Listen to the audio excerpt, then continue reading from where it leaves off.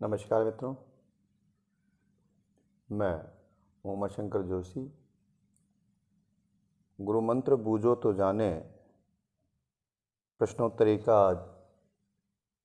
भाग 8 लेकर प्रस्तुत हूँ।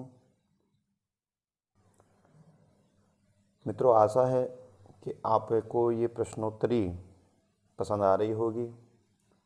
और इस समय कोरोना काल चल रहा है, तो आप घर पर रहें, सुरक्षित रहें और समय का सदुपयोग करें। और आपसे जुड़ने का सिर्फ एक यही माध्यम था, इसलिए आपसे जुड़कर बड़ा प्रसन्नता का अनुभव होता है। मित्रों, आज की प्रश्नोत्तरी का पहला प्रश्न है, अधोलिखितेषु पररूप संदेह रूपम अस्ति। अर्थात जो नीचे लिखे हुए रूप हैं, इन चारों विकल्पों में से हमें पररूप संधि का विकल्प छांटना है। एतावागतौ, नवोढा, मध्वरी और मनीषा, ये चार विकल्प है हमारे पास में। मित्रों, हम इन चारों विकल्पों में देखते हैं तो हमें एतावागतौ, तो यहाँ इसका जब संधि विच्छेद करते हैं तो संधि विच्छेद होता है एतौ आगतौ। एतौ आगतौ अर्थात ये तो आते हैं। अब हम ये कह रहे हैं कि यहाँ पर तो औ के बाद में आस्वर था और एचो यवा यावत सूत्र ये कहता है कि औ के बाद में यदि आ हो तो औ के स्थान पर आव आदेश हो जाता है। और आव होने पर ये जो हमारा संधि रूप उदाहरण बना, ये कौन सी संधि का बना मित्रों? अयादि संधि का बना। मित्रों, दूसरा विकल्प है नवोढा। तो नवोढा का जब संधि विच्छेद किया जाता है तो नव प्लस ऊढ़ा। मित्रों, नव प्लस ऊढ़ा तो ए के बाद में ऊ है, तो संस्कृत व्याकरण में आद गुण नामक जो सूत्र है, वो सूत्र ये कहता है कि ए के बाद में यदि ऊ आ जाए तो मित्रों ए और ऊ मिलकर के ओ बनते हैं। और उस संधि को हम किसके नाम से जानते हैं? गुण संधि के नाम से जानते हैं। मित्रों, तीसरा विकल्प है मध्वरी। तो मध्वरी का जब संधि विच्छेद किया जाता है तो मधु प्लस अरि, अर्थात ऊ के बाद में जो असमान स्वर ए है, तो इको यणची सूत्र ये कहता है कि इक के स्थान पे क्या आदेश हो जाता है? यणादेश। तो ऊ के स्थान पे वह हो गया और शब्द क्या बन गया? मध्वरी। तो ये जो उदाहरण है ये कौन सी संधि का है मित्रों? यण संधि का उदाहरण है। मित्रों, चौथा विकल्प है मनीषा। मित्रों, मनीषा का संधि विच्छेद होता है मनस प्लस ईसा। जब मनस प्लस ईसा संधि विच्छेद है तो यहाँ पर मनस का जो अस है, इस अस टी संज्ञक को हम पररूप कार्य करते हैं। यानी कि ये जो अस है ये किसकी तरह हो जाता है? ई की तरह हो जाता है।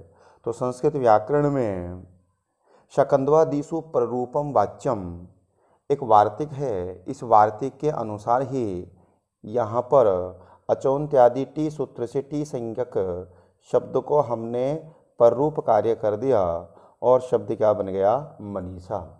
इस प्रकार मित्रों, इस प्रश्न में जो पूछा गया कि पररूप संधि का रूप है, तो एतावागतौ तो कौन सी संधि का है मित्रों? अयादि संधि का। नवोढा जो रूप है वो कौन सी संधि का है मित्रों? गुण संधि का। मध्वरी जो रूप है वो कौन सी संधि का है मित्रों? यण संधि का। और मनीषा जो रूप है मित्रों वो कौन सी संधि का है? पररूप संधि का। इसलिए हमारे पहले विकल्प का आंसर क्या होगा? 4 नंबर। पहले प्रश्न का आंसर 4 नंबर होगा। मित्रों, प्रश्न नंबर 2 है कि झलाम जसोअन्ते सूत्रस्य उदाहरणम अस्ति। यानी कि झलाम जसोअन्ते। तो मित्रों, आप लोगों ने जस्त्व संधि का प्रकरण पढ़ा होगा।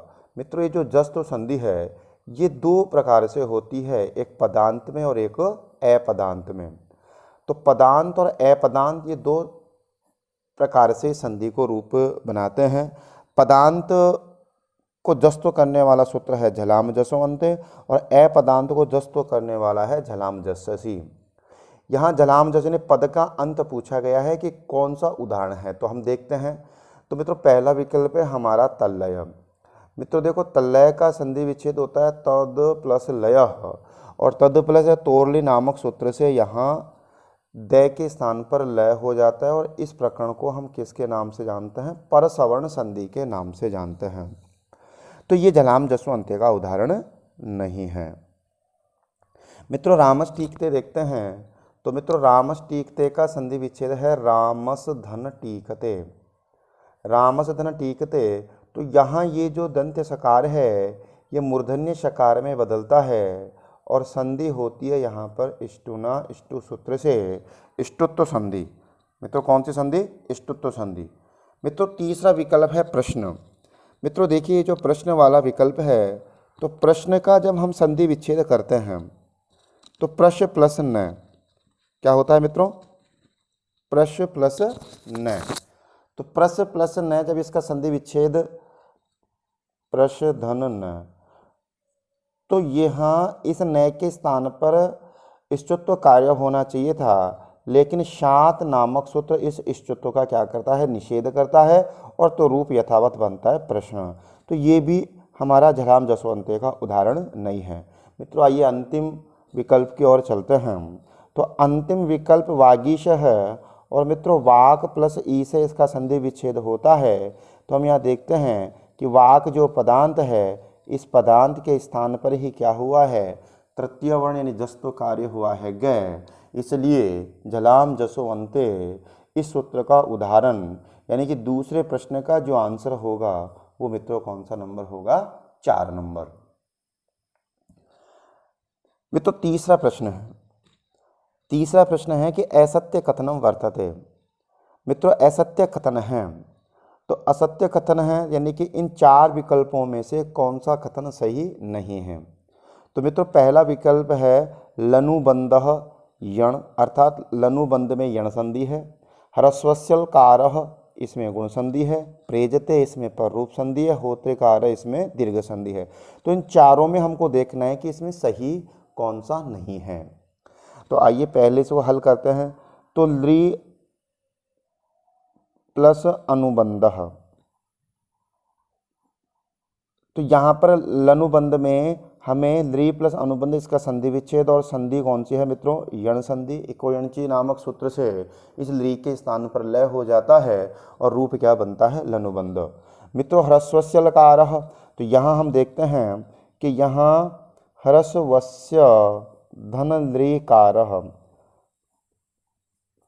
और यहाँ ए और लृ यानी ह्रस्वस्य का ए और ये लृ ये दोनों मिलकर के क्या बनते हैं? अल, और जब वर्ण सम्मेलन करते हैं तो रूप बनता है ह्रस्वस्य लकारः। तो यहाँ पर भी हम लोगों ने देखा कि कौन सी संधि है? गुण संधि है। और मित्रों गुण संधि करने वाला सूत्र कौन सा है? आद्गुणः। और मित्रों प्रेजते, तो यहाँ देखते हैं हम प्रेजते, तो यहाँ पर हम जब प्रेजते का संधि विच्छेद करते हैं तो रूप बनता है प्रे प्लस एजते। तो यहाँ एजते धातु रूप है, क्रियापद है और प्र उपसर्ग है। तो प्र उपसर्ग के साथ जब धातु का प्रयोग ए से प्रारंभ होने वाली धातु का प्रयोग होता है तो वहाँ पर कौन सी संधि होती है मित्रों? पररूप संधि होती है। तो यहाँ वृद्धि के स्थान पे कौन सा कार्य हुआ? पररूप। तो मित्रों ये भी रूप सही है। एंगी पर रूपम, इस सूत्र को हम लोग जानते हैं। मित्रों इसके बाद में चौथा विकल्प है होत्रिकार। तो होत्रिकार का संधि विच्छेद जब किया जाता है तो मित्रों होत्री धन ऋकारः। तो मित्रों यहाँ पर री और री यानी कि दीर्घ री होना चाहिए था और रूप आपका बनना चाहिए था होत्रिकारः, यानी कि होत्रिकार शब्द अशुद्ध लिखा हुआ है और यहाँ संधि दीर्घ लिखी हुई है। अगर दीर्घ संधि का रूप बनता तो रूप क्या बनता मित्रों? होत्रिकारः। इसलिए इन तीसरे प्रश्न का जो आंसर है वो कौन सा नंबर हो जाएगा मित्रों? 4 नंबर। होत्रिकार सत्य कथन नहीं है,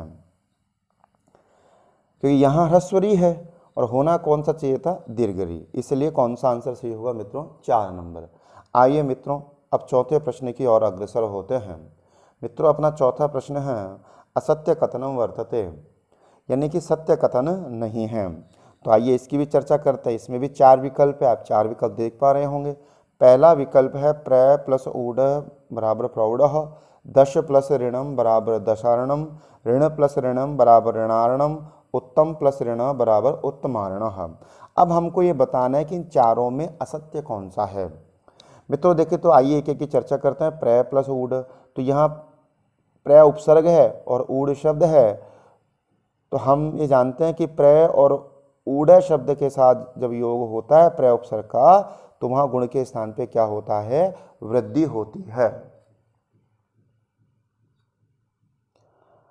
मित्रों इसके बाद में हम देखते हैं कि 10 प्लस ऋणम, तो यहाँ बनता है 10 प्लस ऋणम, तो हम ये जानते हैं कि 10 शब्द के साथ ऋण शब्द का योग हो तो गुण के स्थान पर क्या होती है, वृद्धि होती है।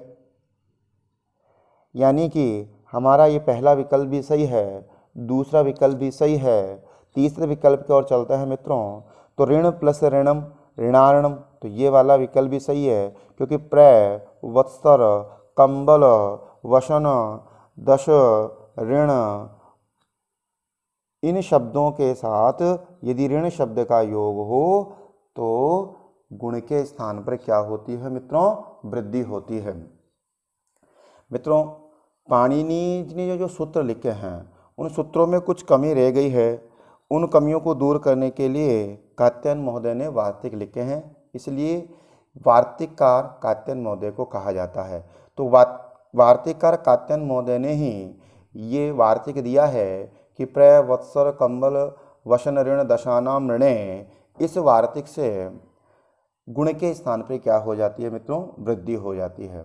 मित्रों आइए चौथे विकल्प की ओर देखते हैं, तो उत्तम प्लस ऋण, उत्तम प्लस ऋण, तो यहाँ मित्रों वृद्धि नहीं होगी, क्योंकि वार्तिक में जो नियम स्पष्ट किए गए हैं, अपवाद जो बताए गए हैं, वो नियत शब्दों के साथ ही होते हैं, वो निश्चित शब्दों के साथ ही होते हैं, उसके जैसे दिखने वाले अन्य शब्दों के साथ नहीं होते हैं। इसलिए उत्तम प्लस ऋण से उत्तमार्ण रूप नहीं बनेगा, उत्तमर्ण रूप ही बनेगा, और यहाँ पर कौन सा कार्य होगा, गुण कार्य होगा। इसलिए इस चौथे प्रश्न का आंसर भी क्या होगा मित्रों, 4 नंबर सही है, उत्तमर्ण रूप बनना चाहिए। मित्रों आज का अंतिम प्रश्न है 5वां, कि सा उच्चई हस्ति वाच्य परिवर्तनम करणीय। देखो मित्रों, आप लोगों को पिछले जो प्रश्नोत्तरी थी उसमें भी 4 प्रश्न आपको संधि के मिले थे और 1 प्रश्न आपको वाच्य परिवर्तन का मिलेगा, और इस वाले प्रकरण में भी आपको 4 प्रश्न संधि के मिले हैं, 1 प्रश्न वाच्य परिवर्तन का मिलेगा। क्योंकि चाहे कंपटीशन की परीक्षा हो, चाहे 10वीं या 12वीं की परीक्षा हो, चाहे स्कूल स्तर की हो, चाहे प्रतियोगी स्तर की हो, संस्कृत परीक्षाओं में इन प्रश्नों का समावेश बहुत अधिक देखा गया है, इसलिए इनका चयन विशेष रूप से आप लोगों के सामने प्रस्तुतिकरण कर रहे हैं। मित्रों 5वां प्रश्न है, सा उच्चई हस्ति वाच्य परिवर्तनम करणीयम, कि वह जोर से हंसती है, वाच्य परिवर्तन कीजिए। तो वाच्य परिवर्तन करते तो हम जानते हैं कि जो कर्ता है इसमें तृतीया विभक्ति होती है, और जो क्रिया है उसमें यह जोड़ करके आत्मनेपद पद में रूप चलाए जाते हैं। पिछली कक्षाओं में हम लोगों ने इसको समझा भी है। तो मित्रों कि यहाँ पर पहले तो मैं देखें कि ये जो कर्तृवाच्य है ये अकर्मक क्रिया से युक्त है या सकर्मक क्रिया से युक्त है। तो मित्रों हंसना क्रिया क्या है, अकर्मक क्रिया है। तो यहाँ पर ये जो उच्चई है ये कर्म नहीं है, ये उच्चई यहाँ पर एक अव्यय पद है, जो इस क्रिया की क्या बता रहा है, विशेषता बता रहा है। अब हम कह रहे हैं कि कर्ता जो है वो सा है, तो सा का तृतीय विभक्ति का प्रयोग करेंगे और हस धातु में यह जोड़ करके ते वाले रूप को हम देखेंगे, तो वही विकल्प हमारा सही होगा। तो मित्रों आइए इस विकल्प को छांटने का प्रयास करते हैं। पहला प्रश्न है तेन उच्चई हस्यते। तो मित्रों यहाँ पर भी देखिए तृतीया है, उच्चई है, क्योंकि अव्यय है तो अव्यय में कोई परिवर्तन नहीं होगा। तो आप देखिए चारों विकल्पों में आपको उच्चई में कोई परिवर्तन नहीं दिखाई दे रहा है। और हस धातु में ये जुड़ करके आत्मने पद में रूप चलते तो हस्यते हस्यते हस्यते हस्यते, तो चारों में क्रियापद एक ही है। यानी कि एक विषयी हमारा इस प्रश्न का आंसर ठीक करवाएगा कि इस सा के स्थान पे, प्रश्न ये जानना चाह रहा है कि सा के स्थान पे जब वाच्य परिवर्तन करेंगे तो क्या आएगा। तो मित्रों देखो पहले विकल्प में है तेन, दूसरे में है सा, तीसरे में है तया और चौथे में है ताभी। तो आइए अब यहाँ पर हम इसको स्पष्ट कर लें कि ये जो सा है ये कौन से लिंग में है, स्त्रीलिंग में है। यानी कि तत् शब्द का स्त्रीलिंग रूप बनता है सा। तत् का मतलब होता है वह। अब हम कहेंगे कि ये जो सा है तो रूप परिवर्तन भी स्त्रीलिंग के तृतीय विभक्ति का एक वचन होगा, और सा का तृतीय विभक्ति का एक वचन क्या रूप बनता है? तया। तो हम लोग अब देखेंगे कि इन चारों में तया रूप कहाँ है। तो हमने देखा कि ये जो तीसरा विकल्प है ये तया है। तो देखो तेन इसलिए गलत हो गया मित्रों क्योंकि यहाँ पर ये पुल्लिंग था। सा इसलिए गलत हो गया क्योंकि इसमें विभक्ति परिवर्तन नहीं हुआ। तया हमें सही दिखाई दे रहा है। मित्रों चौथी हम देख रहे हैं तो यहाँ पर ता भी है, तो ये भी तृतीया का ही रूप है, लेकिन मित्रों ये कहाँ का रूप है? बहुवचन का। और ये कहाँ का रूप है? एक वचन का। तो जो एक वचन है वो एक वचन में ही परिवर्तित होगा। इसलिए मित्रों इस पांचवें प्रश्न का आंसर क्या होगा? 3 नंबर। तो मित्रों यदि आपको ये वीडियो पसंद आया हो तो इसे लाइक करना ना भूलें, और इस वीडियो को ज़्यादा से ज़्यादा शेयर करो, क्योंकि इस कोरोना काल में जो लोग घर बैठ करके पढ़ाई कर रहे हैं उन्हें भी इसका लाभ मिल सके। जयतु संस्कृतम जयतु भारतम।